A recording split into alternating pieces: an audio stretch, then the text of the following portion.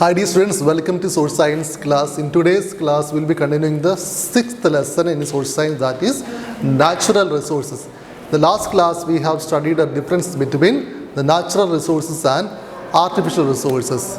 In today's class, we will be studying more about natural resources. Based on the availability of the natural resources, the natural resources are classified into two types: renewable resources and non-renewable resources. In today's class, we will be studying about these two classifications of natural resources. First, we will be going to study about renewable resources. What are renewable resources? Sunlight, water, air, soil, plants, forests and animals are few examples of renewable resources. Renewable resources can be used naturally and it will be replaced naturally from the nature itself. So these are the limitless resources on earth. So what are the examples for renewable resources? Sunlight, water, air, soil, plants, forests are the few examples for renewable resources. First we will be studying more about the energy produced by the sun. The sun is a constant source of the light and heat for the earth. So, for the earth, we are getting the light and the heat from the sun. The energy produced by the sun is known as solar energy. So, the energy produced by the sun is known as solar energy. And we are using this solar energy for different uses. Let's see. It is used by the plants for photosynthesis. You might have studied about the photosynthesis in the science classes. So what do you mean by photosynthesis? The plants and the living organisms convert light energy into chemical energy, right? So we can also use the solar energy for photosynthesis. And it can also use for powering appliances such as solar cookers, solar heaters, solar calculators and solar street lights. So we can also use this solar energy to substitute more electrical devices. So how these electrical devices work? They convert the light energy into the electrical energy. So what are the examples for these appliances? We can use solar cookers, solar heaters and solar calculators. These are some examples for such devices. Now we are going to study about water energy.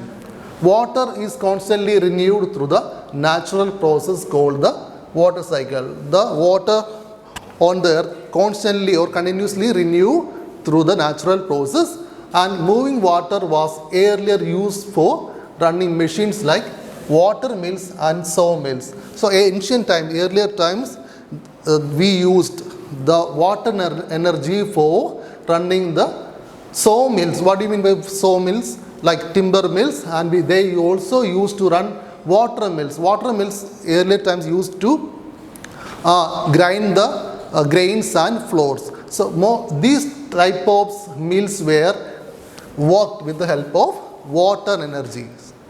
Then when this water released from the dam, a lot of energy is released.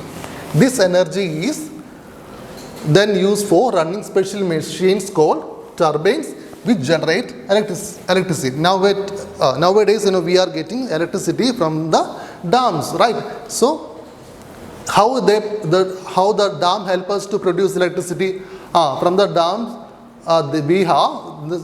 we have huge turbines are there. Turbines help us to convert this water energy into the electrical energy. So with the help of huge turbines in the dams and the dam reservoirs help us to produce electricity in our home. And after that, we will be studying about energy produced by the wind. So wind is a renewable resource. We will be studying about wind energy in detail. Another important renewable resource is air. Moving air is called wind. The energy produced by wind is known as wind energy. So the energy produced by the wind is known as wind energy. This energy is used to producing electricity with the help of windmills. So with the help of windmills, we can also produce electricity for our needs. So these are the some example for renewable resources on earth. Now we have studied about sunlight, water and energy produced by the wind. Now we are going to study about the non-renewable resources on earth. Some natural resources cannot be renewed once they are used. Some of the precious minerals which is present on the earth, which is cannot be renewed or cannot be replaced after their use. Such kind of resources are called non-renewable resources or exhaustible resources. So what are the examples for such kind of resources? Let's see. Minerals are non-renewable or exhaustible resources. They are found rocks on the surface of the earth, deep inside earth or under the sea. So most of these precious resources like coal, petroleum products, copper, silver, gold, okay, these kind of precious minerals are commonly found under the earth, and some of the petroleum products we are getting from under the sea. Okay, and most of these minerals are obtained by digging deep into the earth. This activity of digging from minerals is called mining. So most of these precious minerals are taken out through a process called mining. Mines are deep holes that are dug to remove valuable minerals from under the earth. So what do you mean by mines? Mines are the deep holes that we create under the surface of the earth to take out these precious minerals from under the earth.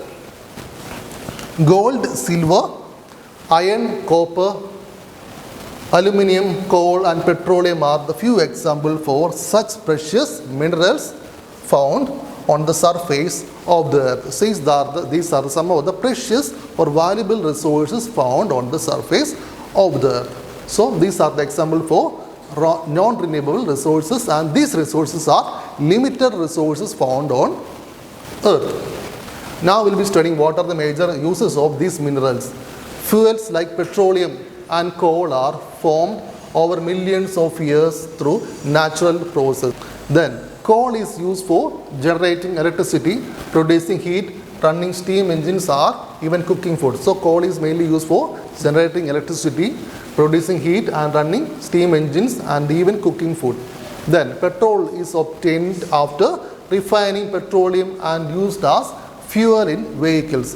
Nowadays we are using petroleum products like petrol, diesel to run our vehicles. So these are the petroleum is obtained after refining. Refining means what? After purifying. So after purifying we are using petroleum and other products to run our vehicles.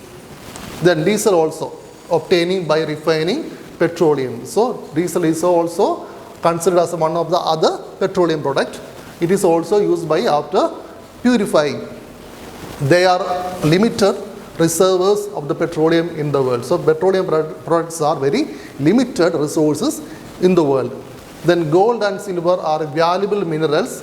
They are used for making jewelry items. So other precious or valuable resources are gold and silver and other diamond and platinum minerals. So they are called the valuable or precious minerals found on earth. They are used for making jewelry items. So these are the major importance of these are the major uses of this variety of precious minerals. So in today's class we have studied the difference between renewable resources and non-renewable resources, and we have studied the uses of these renewable and non-renewable resources. So these are the note for you. The third question, make a note on non-renewable or exhaustible resource. The answer, some natural resources cannot be renewed once they are used. These resources are known as non-renewable or exhaustible resource. Fourth question, where are minerals found on earth? How are they obtained? Most of the minerals are obtained by digging deep into the earth. The activity of digging of minerals is called mining. Mines are deep holes that are dug to remove valuable minerals from under the earth. So these are the two questions. Please write down these questions in the notebook and study it. Along that, I suggest you to read the textbook minimum 3 to 4 times. We will be seeing next class. Thank you.